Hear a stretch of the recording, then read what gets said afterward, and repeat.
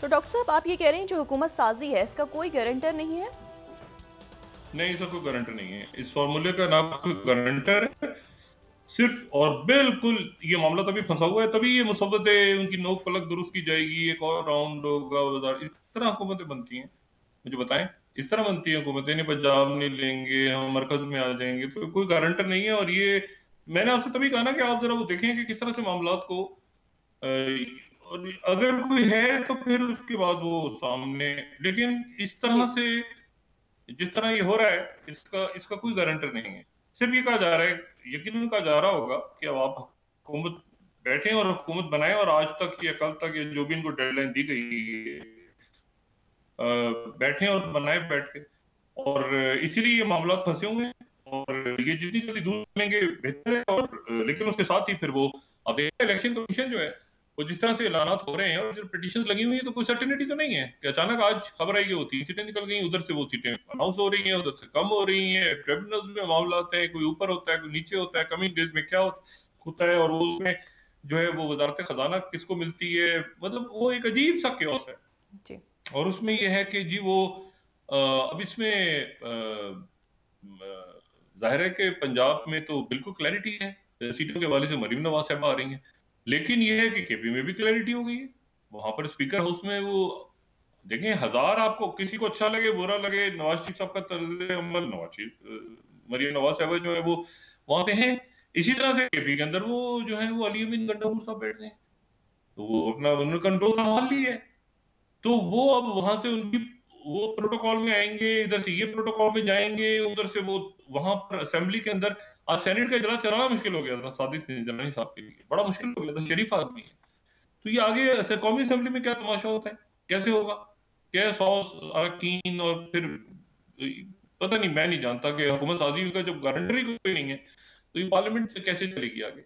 और बीच में नताइज आते रहेंगे, और नताइज जो है वो किसके हक में आएंगे, किसके अगेंस्ट जाएंगे, कैसे होगा, क्या होगा। अभी मुसव्वदा तैयार हो रहा है, इस तरह हुकूमतों में मुसव्वदे सुने कभी आपने?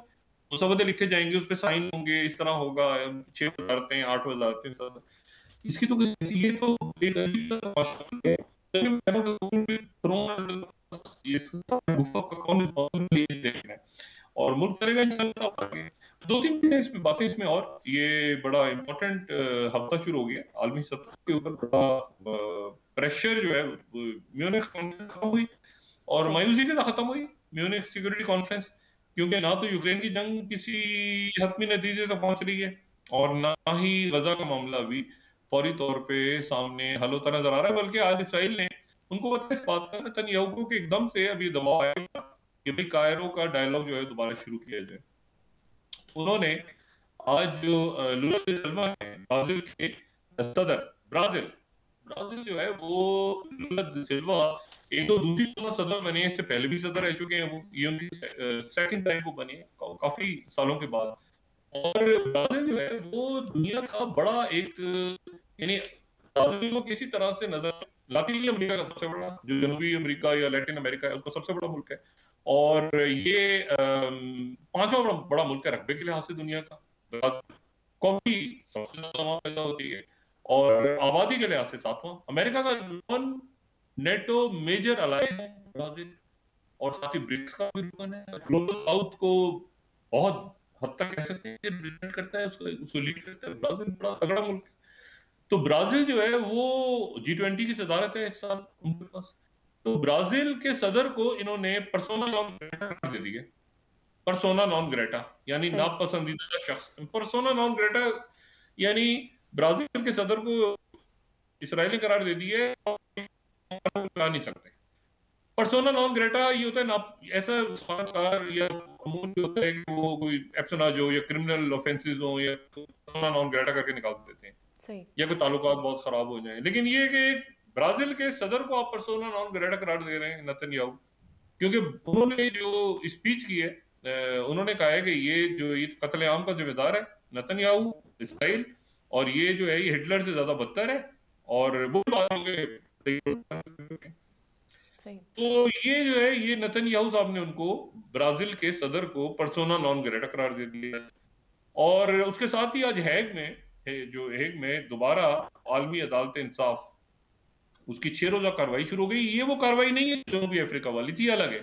ये 2022 में अक़वाम मुत्तहिदा की जनरल असेंबली की तरफ से एक करारदाद पेश की गई थी अदालत में। उसकी भी टाइमिंग इत्तेफाक से यही 6 दिन की समाअत होगी। 52 मुल्क उसमें 30-30 मिनट के लिए अपने बयानात रिकॉर्ड करवाएंगे। तो आज रिकॉर्ड करवाना शुरू कर दिया। 30 मिनट तक पहले फलस्तीन के मंदूब बोले, इसराइल बैठा हुआ है वहां पे लेकिन वो खामोश रहेगा। ये 6 दिन तक चलेगी आलमी अदालत इंसाफ। ये आलमी अदालत इंसाफ वो है जो कि अक़वाम मुत्तहिदा के अंडर आती है, 1945 में जो कायम हुई थी। ये जो है ये इंटरनेशनल क्रिमिनल जो कोर्ट है, क्रिमिनल जस्टिस कोर्ट, ये नहीं है, ठीक है। तो ये है वो कोर्ट जिसकी अहमियत है जहां रियासतें जा सकती हैं, जहां अफराद नहीं जा सकते। वहां पे अमूमन ये होता है कि रियासतों से ज्यादा लोग चले जाते हैं कि जंगी जराइम है, वो एक दूसरी, उसकी भी बड़ी अहमियत है। भाई ये है जो अक़वाम मुत्तहिदा की अदालत। तो यहाँ पे 6 रोज कार्रवाई चलेगी और इसमें देखना ये है कि इसमें अमेरिका की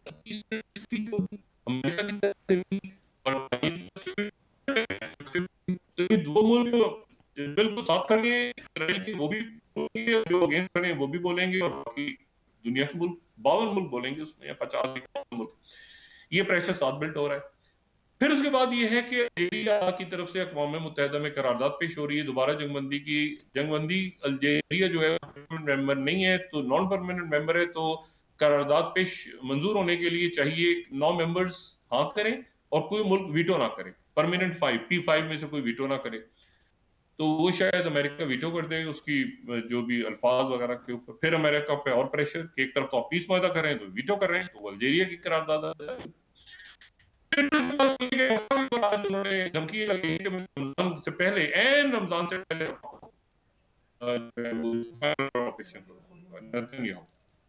और ये वो बात है कि जो दुनिया चाह रही है कि उससे पहले पहले ये मुआहदा साइन हो जाए, जंगबंदी हो जाए और ये अमन फौज वहां पे उतरे और फिर 2 रियासती हल की तरफ जाएं और अमन सुकून चैन की तरफ दुनिया बढ़े। तो उन्होंने कहा कि मैं तो रमजान में इंतजाम करूंगा।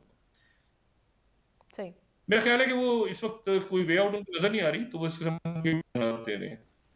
फिर आज जो है वो सेंटकॉम की तरफ से ये बताया गया है कि उन्होंने 6 मकामात पे हुतीज को हिट किया है और हुतीज जो बहरा अमर में 6 मकामात को हिट किया है, लेकिन उनका जो स्टेटमेंट है जो सेंटकॉम का है, तो उस स्टेटमेंट में ये तमाम पिछले स्टेटमेंट से ये स्टेटमेंट जो है आज वाला ही मुख्तलिफ है। और ये मुख्तलिफ इस लिहाज से है कि इसमें वो ये कह रहे हैं कि उन्होंने अंडर वाटर यानी ज़ेरे ज़मीन 5 defence strikes against 3 mobile anti ship cruise missiles, 1 unarmed arm under water vessel, यानी जमीन के पानी के नीचे N1 अनआर्म्ड सरफेस वेसल। अच्छा, ये पहली मर्तबा, this is the first observe Houthis employment of underwater vessel since attacks begin in अक्टूबर 23। अच्छा, अब यहाँ पर ये बड़ी इंपॉर्टेंट बात है, ये वो बात है जो हम इससे पहले भी डिस्कस कर चुके हैं। अंडर वाटर वेसल्स जो हैं, ये अंडर वाटर ड्रोन कह लें इसको, अनमैन्ड में सोफिस्टिकेटेड, ये आप समझ लें कि ये नए वेपन्स आ गए अंडर वाटर ड्रोन्स, और ये हालिया दिनों में इस्तेमाल हुए हैं यूक्रेन रशिया वॉर में भी, ब्लैक सी में।